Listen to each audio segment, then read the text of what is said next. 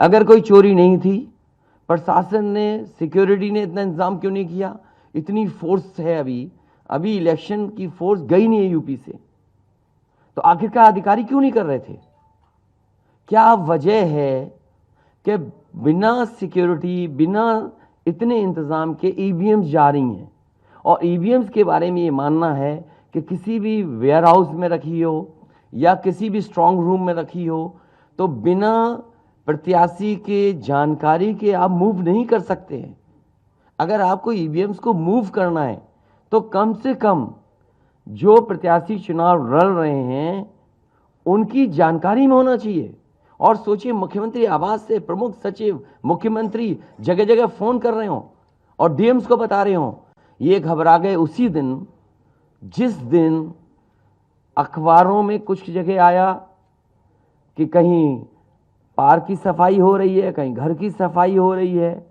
और आप में से वो लोग हैं जो जमीन पर घूमे हैं, जो जमीन पर चुनाव चल रहा है, वो भारतीय जनता पार्टी के खिलाफ था, जनता के अंदर नाराजगी थी।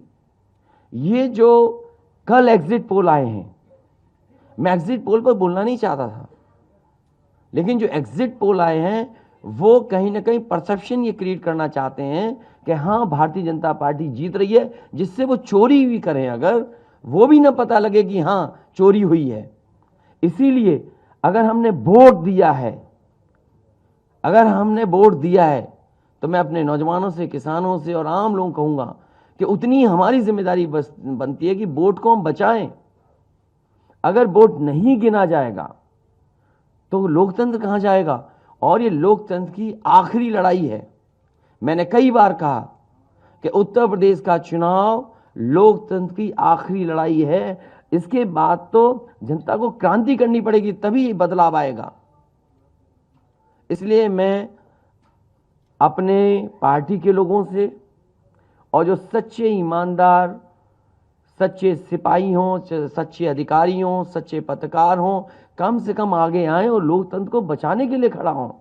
और मैं अपनी पार्टी के लोगों से कहूंगा कि जब तक काउंटिंग न हो जाए तब तक कम से कम ये नजर रखें और लगातार निगरानी रखें कि कैसे वोट बचाया जा सकता है, कैसे जहां पर मशीनें रखी हैं कोई किसी का आना जाना ना हो।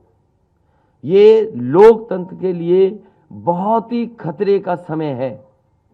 जो दल हार गया, अब उसके बस में यही है जो अब करने जा रहे हैं। ये जितने कुछ एग्जिट पोल हुए हैं वो इसीलिए हुए हैं कि अगर वो चोरी भी करें तो शायद नजर ना आए। अब ईवीएम्स पकड़ी गई हैं, बहाना कोई ना कोई अधिकारी बताएंगे कि हम ईवीएम्स इसलिए ले जा रहे थे। आखिरकार फोर्स के साथ क्यों नहीं ईवीएम्स जा रही थी? ये तो ईवीएम की एक बनारस की जो अभी भी लाइव चल रहा है वो घटना है। बरेली में एक स्ट्रांग रूम से बाहर नगर पालिका की कचड़े की गाड़ी में, जिसका नंबर UP 25 DT 9166 में 3 बक्से सील पकड़े गए। जो सील बक्से थे, एक बक्से में सादा बैलेट पेपर था तथा 2 बक्से में मोहरें, रजिस्टर तथा सील करने वाला सामान था। करीबन 500 बैलेट पेपर पकड़े गए। इसी तरह सोनभद्र का है कि सोनभद्र में भी बड़े पैमाने पे चीज़ें पकड़ी गई। वो भी लोग समझ में आ गया तो उन्होंने देखा, SDM को रोका। SDM घोरावल जनपद सोनभद्र में खाली मत पर अपनी गाड़ी से पॉलिटेक्निक कॉलेज ले जाते हुए पकड़े गए। क्या सफाई देगी सरकार? इसीलिए मैंने कहा, प्रमुख सचिव, मुख्यमंत्री, आप जानकारी कर लें। अगर आपके DMs कोई जानकार हैं, उन्होंने खुद बताया है कि वहां से, लखनऊ से फोन आ रहे हैं कि जहां पर भारतीय जनता पार्टी हार रही हो वहां पर काउंटिंग स्लो हो और रात तक काउंटिंग लेकर के जाइए। कल वाराणसी में काउंटिंग के जो कर्मचारी हैं उनकी सेकंड ट्रेनिंग है यूपी कॉलेज में।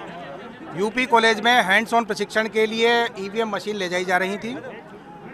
वो ईवीएम मशीन जो 20, केवल कुल संख्या में 20 थी, एक छोटी पिकअप गाड़ी पे, वो कुछ लोगों के द्वारा रोकी गई और ये कन्फ्यूज़न हुआ उन लोगों में कि ये पोल्ड ईवीएम तो नहीं है।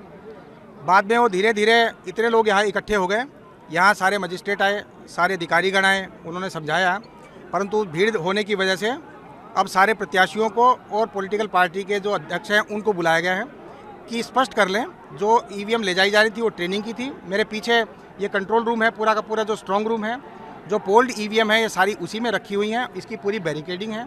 इसकी बैरिकेडिंग को ब्रीच करने का मतलब नहीं होता है। जो बाकी ईवीएम्स हैं उनके स्ट्रॉन्ग रूम, उनके गोडाउन अलग हैं। ये ईवीएम और वो ईवीएम आपस में बिल्कुल भी कनेक्टेड नहीं है। ये सारी चीज़ स्पष्ट की जा रही हैं। यहाँ पे कुछ लोगों का आरोप है कि कुछ अधिकारियों ने सख्ती की, तो उसकी भी हम जांच करवा लेते हैं कि कोई सख्ती की बात हुई कि नहीं हुई। हालांकि यहाँ पे सारे लोग इकट्ठे हैं और बातचीत है। अब सारे प्रत्याशियों को बुलाया गया है और सारी जो मशीनें इलेक्शन के दिन गई थी, जिनमें पोलिंग हुई है, उस सब की लिस्ट उनको जो मेल से भेजी गई, आज दोबारा हार्ड कॉपी दी जा रही है। जो ये 20 मशीनें हैं, ये अभी अलग ही हैं उस गाड़ी पे।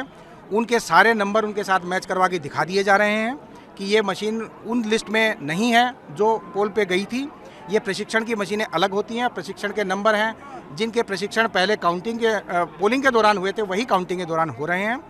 कल के जो काउंटिंग है उसके बारे में अब हमने ये भी निर्णय ले लिया है कि कल की जो काउंटिंग है बिना ईवीएम के ही कर्मचारियों की करा दी जाएगी।